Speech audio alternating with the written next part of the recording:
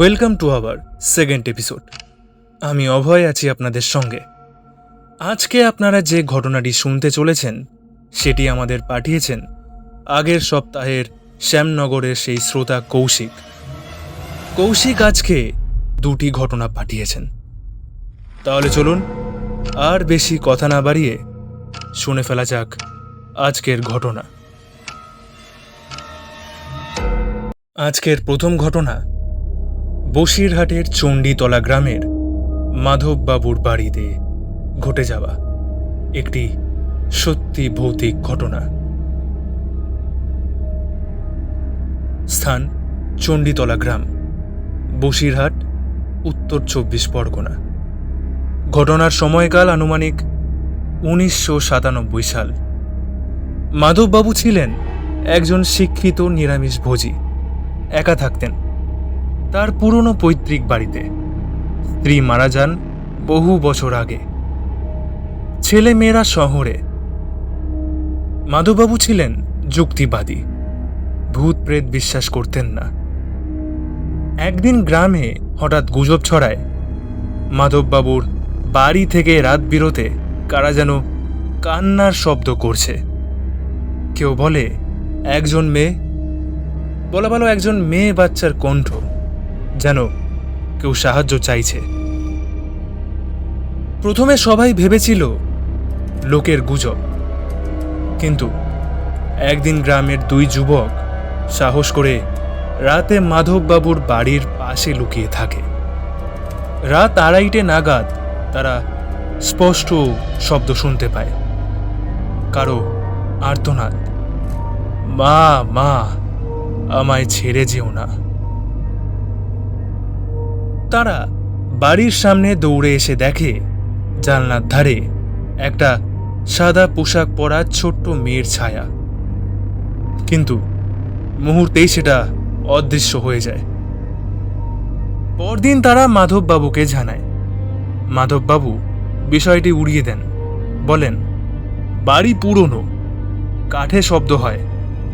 কিন্তু কয়েকদিন পর মাধববাবুর আচরণ পাল্টাতে থাকে। তিনি রাতে ঘুমোতেন না, চুল এলোমেলো, কখনো বাড়ির ভেতরেই চিৎকার করতেন। বারবার বলতেন, সে ফিরে এসেছে, আমি কথা দিয়েছিলাম, রাখতে পারিনি। একদিন সকালে গ্রামের লোক তাকে অচেতন অবস্থায় বাড়ির উঠোনে পড়ে থাকতে দেখে। মুখ থেকে নাকি কালো ধোঁয়া বের হচ্ছিল। চোখগুলো ছিল একেবারে ফাঁকা। গ্রামের পুরোহিত ও ওঝা এসে পুজো পাঠের মাধ্যমে তার ঘর শুদ্ধ করেন। শোনা যায় সেই বাড়ির অনেক দিন আগে একটি ঘরে 1970 সালের দিকে এক কিশোরী আত্মহত্যা করেছিল, যার পরিবারকে সাহায্য করার প্রতিশ্রুতি মাধববাবু দিয়েছিলেন, কিন্তু পারেননি। এরপর আজও সেই বাড়ি বেশিরভাগ সময় খালি পড়ে থাকে। যারা ভাড়া নিতে আসে তারা কিছুদিনের মধ্যেই ফিরে যায়। বলে ঘুমের মধ্যে কেউ ছুঁয়ে যায়। দেওয়ালে নাকি লেখা দেখা যায়, আমায় ভুলে যেও না। কেমন লাগলো এই ঘটনাটি জানাতে ভুলবেন না আমাদের কমেন্ট বক্সে।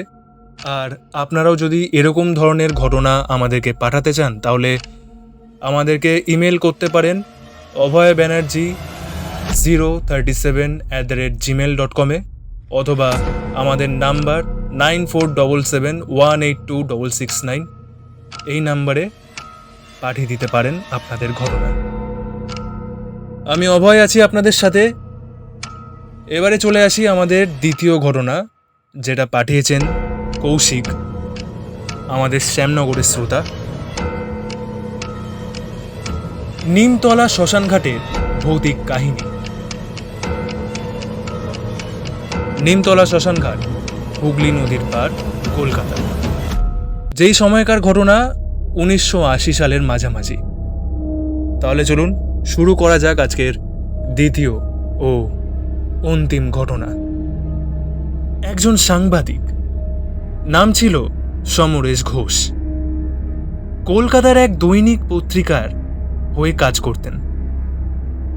তিনি একবার সিদ্ধান্ত নেন যে নিমতলা শ্মশানে রাতের থেকে একটি প্রতিবেদন তৈরি করবেন রাতের শ্মশান নিয়ে। অনেকেই তাকে বারণ করেছিলেন, কিন্তু তিনি যুক্তিবাদী মানুষ ছিলেন, ভূতের ধারণা বিশ্বাস করতেন না।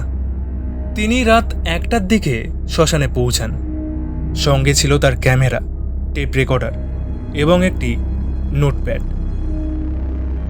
কয়েক ঘন্টা সবকিছু স্বাভাবিক থাকলেও রাত 3টের দিকে তিনি অদ্ভুত এক গন্ধ পান, অনেকটা পচা মাংসের মতো, অথচ চারদিকে কেউ ছিল না। হঠাৎ করে তিনি দেখেন একজন সাদা ধুতি পরা বৃদ্ধ মানুষ একটা চিতা জ্বালানোর পাশে দাঁড়িয়ে আছে, অথচ সেই চিতায় কোনো মৃতদেহ ছিল না।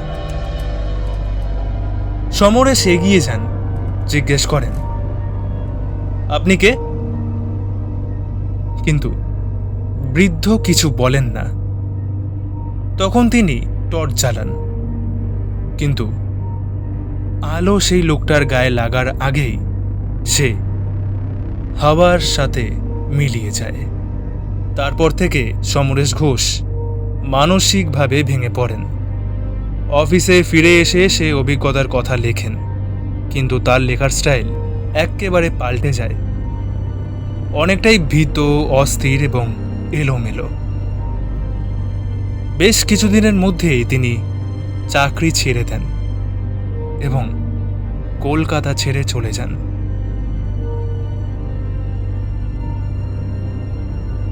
তো কেমন লাগলো আজকের ঘটনা জানাতে ভুলবেন না আমাদের কমেন্ট বক্সে। আর এই রকমই নিত্য নতুন ঘটনা শুনতে হলে এখনই সাবস্ক্রাইব করুন আমাদের চ্যানেল আনন্যাচারাল ক্রিয়েটিভিটিকে, আর পাশে রাখা বেল আইকনে প্রেস করে দিন যাতে নিয়মিত ঘটনা আসলে তার সবার আগে নোটিফিকেশন চলে যায় আপনাদের কাছে। আপনারাও যদি কৌশিকের মতো আমাদেরকে সত্যি ঘটনা পাঠাতে চান, তাহলে আরও একবার বলছি, আমাদের ইমেল অ্যাড্রেস abhoybanerjee037@gmail.com এবং আমাদের সাথে যোগাযোগ করতে পারেন 9477182669 এই নাম্বারে। সুস্থ থাকবেন, শুনতে থাকবেন ও সাথে থাকবেন।